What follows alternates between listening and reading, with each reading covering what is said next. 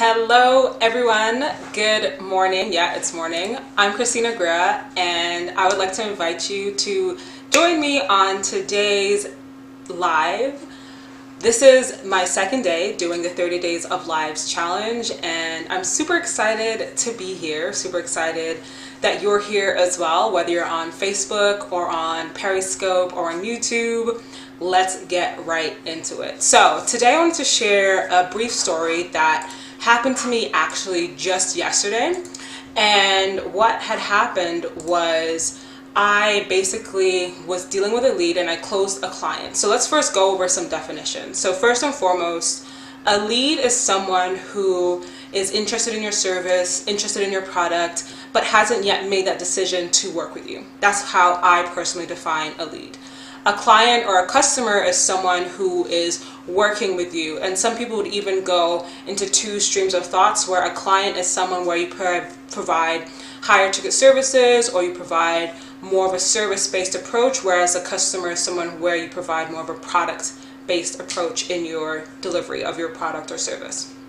So I was dealing with this lead who I had met over in a Facebook group, and I was super excited because they're a pretty large educational organization here in Canada. And so in my head I was like, oh my gosh, this is like so awesome. They're like really big and massive and I can use them in the portfolio. And I have done some work with another one of their, I don't want to say chapters, but another one of their branches in the past. And so having their logo as a client is awesome, and being able to work with them on a continuous basis is also great as well, and lots of money. So I met them in a Facebook group, I want to say in February. So we're in May right now, and I had initially reached out to them, or they had initially reached out to me in February, and they're like, we're interested in working with you. We want to hire someone who is Black and female, and we really like your work. And you also worked with another one of our organizations in the past. I'm like, yay, money in the bank. So we were talking back and forth February, and I wasn't hearing anything from them. I would send them a message, and it would take them 2 weeks to respond. And I was like, what's going on? Like, I really want to close this deal. I want to get some additional revenue into the business. I want to have more money and stuff like that. And most importantly, I want to have the prestige that comes with working with this organization. But it was just taking so long for them to respond to me or get back to me. And this was pre-COVID. So COVID hadn't even come into play. And they were just taking so long. And even in my Dubsado, I had them as like a warm lead. And then some weeks I'd be like, you know what? Bun these people, I don't even need them. I'll put them into like a cold lead, and then I'd add them to the email list, send them emails, etc. But nothing was working. And I was getting kind of frustrated until I would say the beginning of the month. I was like, you know what? Why are you doing this, Christina? Why are you putting your hopes up on a lead when they've clearly showed you for like the past 3 months where their head is at? So a couple of years ago, I met this coach called Brandon V on Facebook. And he gave this script, which is basically what I like to call the goodbye script. So it's when someone is not responding to your follow-up, someone is not responding to your emails, they're not responding to the voicemail, they're not responding to the text messages, and you're just like, what the hell is going on? So I sent this organization this message, and I was like, I don't know how I feel. They're a big organization, they got a lot of money, I don't know how they're gonna feel. But I was like, you know what? New quarter is underway, I gotta clear my plate, I gotta make room for more. So I'm gonna let this lead go. No matter how much prestige would come from working with them, no matter how much money could potentially come from working with them, I was just like, you know what?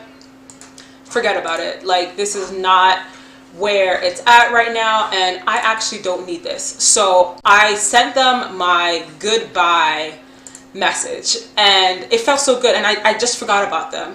So what's been happening now is after I said goodbye to this large organization, we've been able to meet and surpass our sales goals week after week for the past month. So for the whole month of May, we've met and surpassed our sales goals. And I really think that sometimes when you're starting out as a creative, when you're starting out in your own business, You want to hold on to every single lead that comes your way. And you really, truly, and honestly don't need to. When you release the leads who aren't in alignment with you, who aren't ready yet, you make room for more. And I saw that with this specific organization. So after I sent them the goodbye message, after I put them in the potato as an archived client, I just went about my way and I started serving the people in the communities that I've been serving all this time anyway. So what ended up happening was, as things go, yesterday they reached out to me and they're like, we're so sorry, we haven't been able to get in touch with you, we'd like to work with you now. And they paid their deposit, they signed their contract, they did everything that they were supposed to do, all within a couple of hours. So I want to make this live as a message to you, business owner, entrepreneur, budding creative, that sometimes you don't have to hang up onto every single lead that comes your way. If you could even automate the goodbye process in your business, that's even amazing. And you can learn from this lesson. Here's what you can learn from this lesson and from the mistake I made. Don't be blinded by how large an organization is or how prestigious they are. These organizations are run by one thing and one thing only, and that's people. So at the end of the day, when you learn how to manage people, how to manage expectations, how to speak and interact with people, you will learn how to work with larger organizations, because at the end of the day, they're just organizations made up with people. So I'm super excited that I've been able to complete my second day on the 30 Days of Life challenge with y'all. I hope to get better at this, and if you do have any questions, comments, or would like to chime in, please leave in the comment section down below of wherever you're watching this video. Tune in tomorrow. I'm not sure what time. I haven't really figured out a schedule yet. I'm trying to base these lives off of when people in my house are not using internet so that it can be more streamlined for you. But I appreciate you tuning in, and I hope that you can learn something from this lesson.